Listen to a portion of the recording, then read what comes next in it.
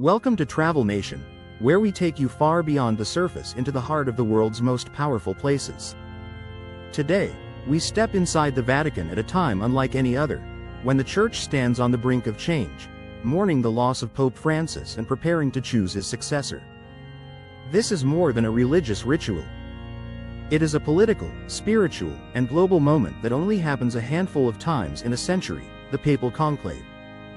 Inside the conclave, a ritual cloaked in secrecy, on May 7, 135 cardinal-electors will enter the Sistine Chapel under the gaze of Michelangelo's Last Judgment, where no phones, no outside contact, and no media are allowed. The doors are locked. Silence and prayer fill the sacred air. This is solitude in the service of God, where each cardinal must look into their soul and the soul of the Church. To be elected Pope, a candidate must receive 2/3 of the votes, and only once that threshold is met will white smoke rise above the Vatican. Habemus Papam. We have a Pope. But who will emerge as the spiritual leader of over 1 billion souls? Cardinal Luis Antonio Tagle, the Asian Francis, born in Manila, Philippines, Cardinal Tagle is one of the most globally beloved figures in the Church. He comes from a mixed heritage, Filipino and Chinese, symbolizing the very future of Catholicism, humble, multicultural, and growing rapidly in the global south. Tagle led Caritas Internationalis and later the Vatican's Dicastery for Evangelization, a role once held by Cardinal Ratzinger before becoming Pope Benedict XVI.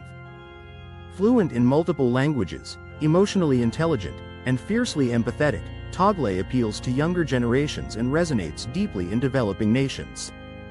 His election would be historic, the first Asian pope in modern history, and a clear sign that the Church's center of gravity is moving east.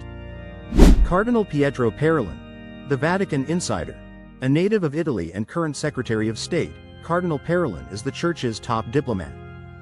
Behind the scenes, he helped negotiate Vatican-China relations, eased tensions in Venezuela, and fostered global ecumenical dialogue.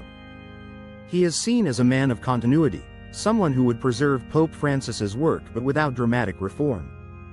Parolin appeals to cardinals who want stability, tradition, and diplomatic experience.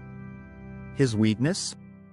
He is not as charismatic or emotionally resonant with the public as some of his peers, but in the Sistine Chapel, charisma may not matter. Strategy and trust often do. Cardinal Matteo Zuppi, the pastoral reformer.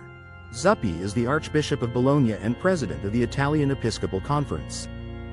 He's known for his grassroots work, his advocacy for peace in Africa, and his commitment to the poor and immigrants. His background with the Sant'Egidio community, a lay Catholic group focused on peacemaking and humanitarian work, positions him as a Francis 2.0 inches, deeply involved in social justice, inclusive pastoral care, and interfaith dialogue.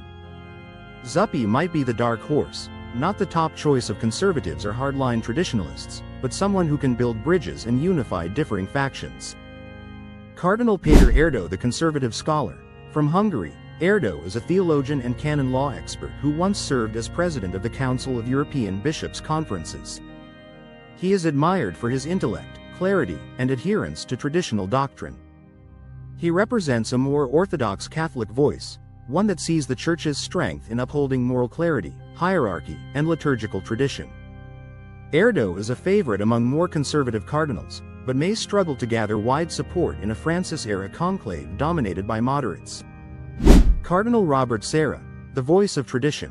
Born in Guinea, Africa, Sarah is revered by traditionalist Catholics for his firm stance on liturgy, moral teaching, and his public critique of liberalism in the West. He believes in the power of silence, spiritual discipline, and a return to sacred roots. While Sarah is magnetic among conservatives, many cardinals may hesitate due to his public divergence from Pope Francis's vision. Still, his presence in the conclave ensures that the Church's more orthodox voice is heard. Beyond the candidates, a church at a crossroads, the next pope will inherit more than a white cassock and the keys of St. Peter. He will face clerical abuse crises still unfolding globally, declining church attendance in Europe and North America, a growing and dynamic flock in Latin America, Africa, and Asia, tensions between tradition and reform, between doctrine and inclusion. Global crises that require the moral guidance of a spiritual leader: war, poverty, climate, and injustice. This is a defining moment in church history. Will the next pope be a bridge between continents, a reformer like Francis, or a restorer of orthodoxy? Thank you for joining us on this sacred journey inside the Vatican. This is Travel Nation, where history, faith, and power come to life. Don't forget to subscribe for more explorations into the hidden heart.